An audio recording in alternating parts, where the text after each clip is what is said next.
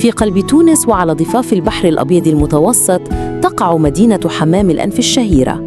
هذه المدينة الساحلية التي تعرف بمياهها الكبريتية الساخنة ومواردها الطبيعية تحمل في طياتها تاريخاً طويلاً يمتد عبر العصور. تمتاز الحمامات التقليدية في المدينة بقدرتها الفائقة على علاج الجسم وراحة النفس، مما يجعلها محط أنظار الزوار من مختلف أنحاء العالم.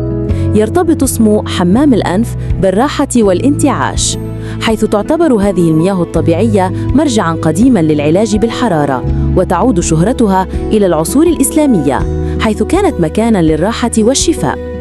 ومع تطور المدينة أصبح هذا المكان يشكل نقطة التقاء بين الأصالة والتحديث، فالمرافق الحديثة مثل الفنادق والمنتجعات تكمل سحر الأماكن الطبيعية القديمة. أما شواطئ المدينة فهي تعد من أجمل الشواطئ التونسية، حيث يلتقي البحر بالرمال الذهبية، وتلعب الأمواج دوراً في تهدئة النفس وإعطاء الزائر إحساساً بالسلام الداخلي.